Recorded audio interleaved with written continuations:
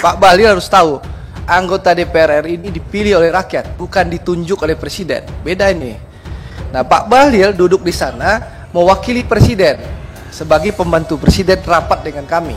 Nah, itu perlu Pak Bahlil ketahui konstitusi itu. Ini bukan soal konkret, ini soal bela rakyat, bos. Nah, saya akan lakukan audit, ya. Kalau datanya salah, saya akan buka izin impor, saya akan buka izin pabrik baru. Saya menantang Pak Bahlil, lakukan audit investigasi. Silakan ke substansi. Sebentar Mas Bimo, kasih kesempatan saya bicara, PDIP bicara, Mas Bimo nggak ngomong kok. Kasih kesempatan bicara. Mas Bimo, saya bicara, tolong jangan arogan juga jadi pimpinan. Kalau memang ada kekurangan, silakan Pak Bahlil buka impor. Silakan Pak Bahlil buka izin pabrik baru. Tapi kalau benar oversupply 50 juta ton, pemerintah juga harus berani cabut tuh izin. Ya, begitu loh.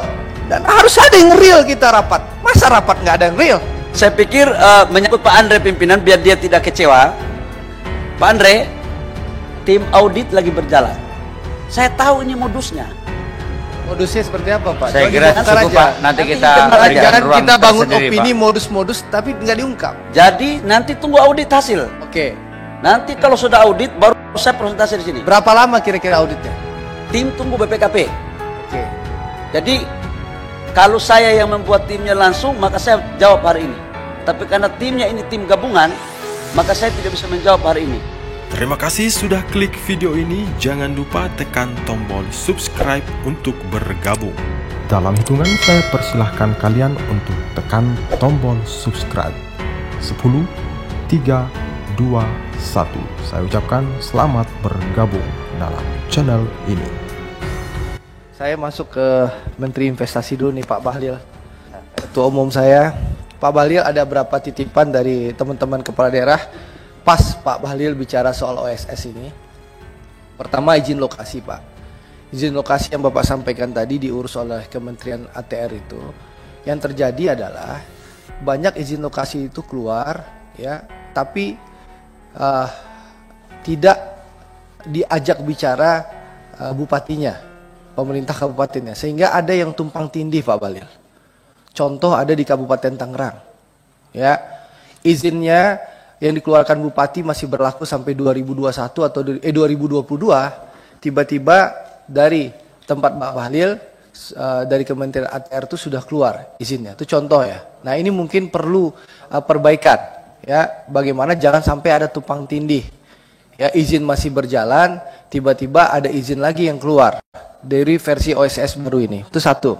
Yang kedua juga soal tadi persetujuan bangunan atau IMB itu.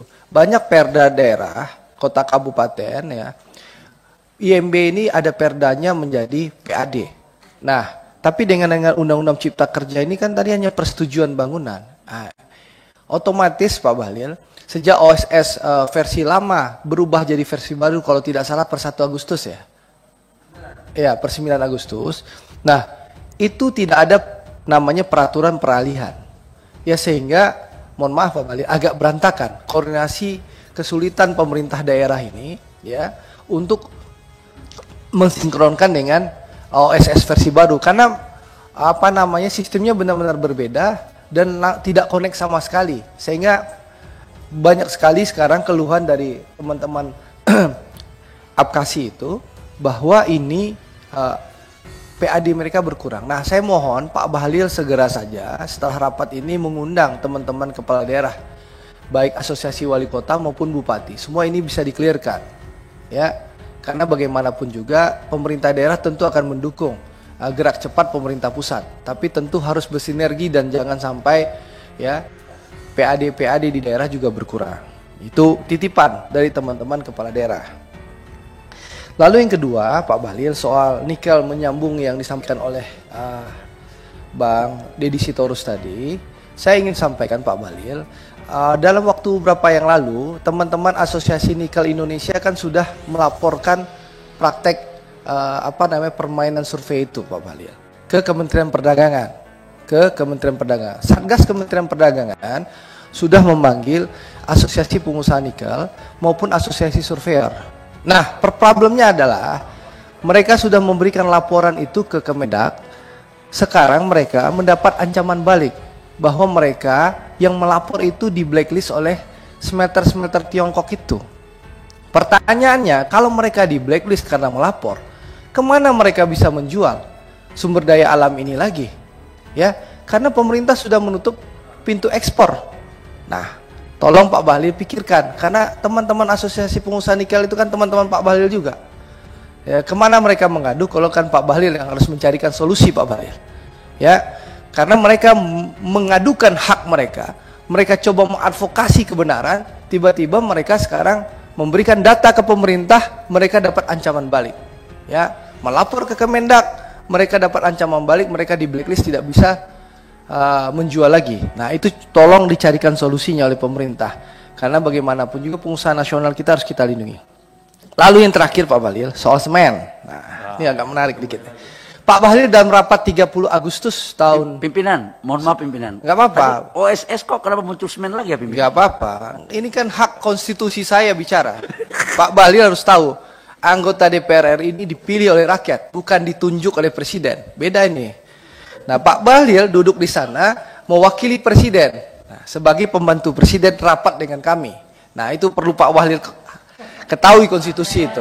Nah, itu bedanya. Nah, ya dong, kan harus kita jelaskan sama Pak Bahlil.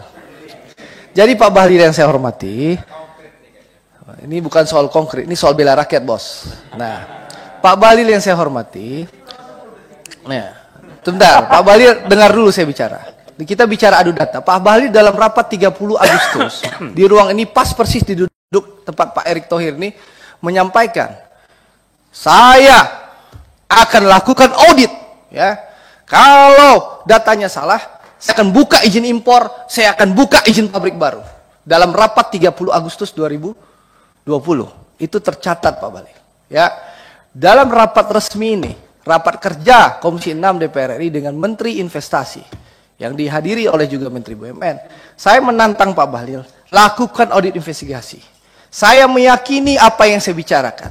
Karena data yang saya miliki Pak Bahlil adalah data dari Asosiasi Semen Indonesia.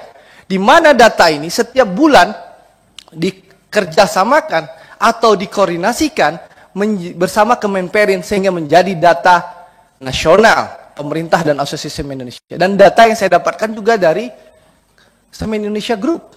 Nah, dalam data yang saya dapatkan Pak Bahlil, kita bicara soal Kalimantan Pak Bahlil. Ya, saya ingin sampaikan. Kalimantan yang akan dibangun pabrik 12 juta ton itu di Kalimantan Timur. Pak Bahlil harus ketahui, Kalimantan itu konsumsi semennya hanya 4 juta ton setahun. Saat ini Pak Bahlil, Kalimantan itu sudah punya kapasitas produksi itu 10 juta ton. Dari mana 10 juta ton itu? Saya ingin sampaikan, di Kalimantan itu 10,3 pas ya. Di Kalimantan itu ada pabrik semen, ya, punyanya Indosemen dan juga Konch, itu memproduksi semen. Tapi juga ada semen mill atau penggilingan semen, dan juga ada packing plant semen. Ada punyanya Tonasa, punyanya Bosowa, ya, dan lain-lain. Ya akhirnya. Silakan ya, ke substansi. Sebentar Mas Bimo, kasih kesempatan saya bicara, PDIP bicara, Mas Bimo nggak ngomong kok. Kasih kesempatan bicara. Jadi Pak Bahlil ada 10,3 juta ton, ya. Sekarang oversupply berarti 6 juta ton. Pak Bahlil produksi pabrik semen baru di Kalimantan 12 juta ton. Ya, 12 juta ton, ya. Pertanyaan saya, untuk siapa? Itu satu. Yang kedua Pak Bahlil, saya ingin sampaikan, ya. Sekarang itu kapasitas produksi semen se-Indonesia itu antara 116 juta ton sampai 120 juta ton, ya. Lalu konsumsi kita baik dalam negeri dan ekspor itu hanya 70 juta ton. Jadi ada oversupply hampir 50 juta ton. Nah, lalu utilisasi pabrik kita itu hanya 60%. Dengan data Kemenperin dan Asosiasi Semen Indonesia, pertumbuhan semen kita sampai tahun 2025 itu hanya 4%. Otomatis utilisasi kita sampai 2025 itu 78%. Dan diprediksi sampai 2030 kita tidak perlu bangun pabrik semen baru. Nah, pertanyaan saya, mohon maaf ya, kepada menteri-menteri yang ada di kabinet Pak Jokowi, izin pabrik semen baru di Kalimantan itu untuk siapa? Lalu dibilang untuk ekspor. Ekspor ke siapa? Di Cina orang oversupply, Thailand, Vietnam, semua orang oversupply. Ekspor ke siapa? Akhirnya ujung-ujung mohon maaf ya, pengawasan kita lemah. Akhirnya dibanjirilah ya Indonesia kembali. Abirsu industri ya, teman Pak Bahlil Semen Bosua nanti Gulung Tikar. Ya, teman saya juga. Nah, teman Pak Atau Bahlil. jangan-jangan ini ada apa aspirasi dari situ mungkin? Bukan. Oh. Lalu Semen Tonasa ya, yang di bawah Pak Menteri BUMN Gulung Tikar. Semen Kupang nanti juga Gulung Tikar. Semen Indosemen juga Gulung Tikar. Hampir semua Gulung Tikar. Jadi tolonglah ya. Nah, saya menjawab tantangan Pak Bahlil. Pak Bahlil menjanjikan audit. Oke, kita tunggu audit. Saya ingin sesuai Undang-Undang MD3 Pak Bimo, pasal 98 ayat 6, bahwa keputusan rapat komisi dan pemerintah itu mengikat, ini bikin kesimpulan. Saya nggak ingin tiap rapat ngomong bicara semen terus. Saya ingin kesimpulan rapat, bentar. Pak, bukan kesimpulan Bentar. Andre. Ya, kesimpulan rapat. Sebentar Mas Bimo, ya.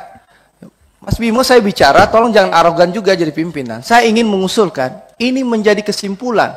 Kita punya legacy di Republik Indonesia ini, ya. Bahwa urusan semen ini kita memang benar bisa menyelesaikan secara konkret. Ya, jadi saya meminta ke pimpinan dan teman-teman sekalian, sesuai pasal 98 ayat 6 Undang-Undang MD3, ini jadikan kesimpulan sehingga kita tunggu audit Pak Bahlil, ya, supaya fair, supaya objektif. Kalau memang ada kelebihan, kalau memang ada kekurangan, silakan Pak Bahlil buka impor, silakan Pak Bahlil buka izin pabrik baru. Tapi kalau benar oversupply 50 juta ton, pemerintah juga harus berani cabut tuh izin, ya, begitu loh. Dan harus ada yang real kita rapat. Masa rapat nggak ada yang real? Gitu loh. Jadikan, tolong ini jadikan kesimpulan rapat ya, sesuai pasal 98 ya, ayat 6 Undang-Undang MD3, supaya ini mengikat. Dan ini mengikat pemerintah.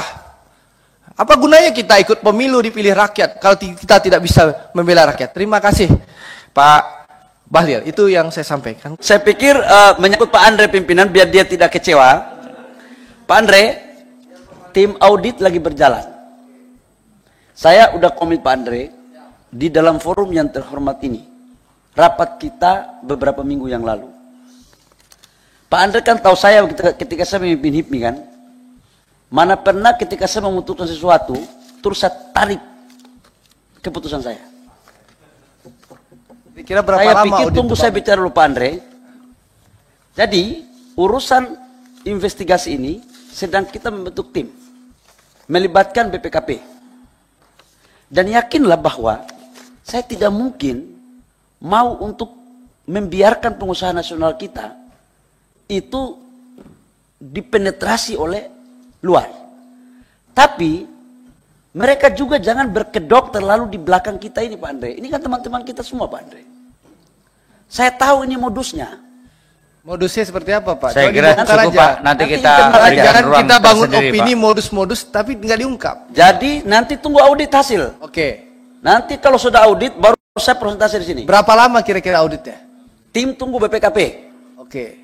Jadi kalau saya yang membuat timnya langsung maka saya jawab hari ini. Tapi karena timnya ini tim gabungan, maka saya tidak bisa menjawab hari ini. Dan di kesimpulan rapat kita terdahulu tidak juga saya berbicara tentang berapa lama. Jadi kita harus konsisten juga Pak Andre. Saya pikir itu pimpinan. Terima kasih, kurang lebihnya mohon maaf. Assalamualaikum warahmatullahi wabarakatuh. Shalom dan salam sejahtera untuk kita semua. Waalaikumsalam warahmatullahi wabarakatuh.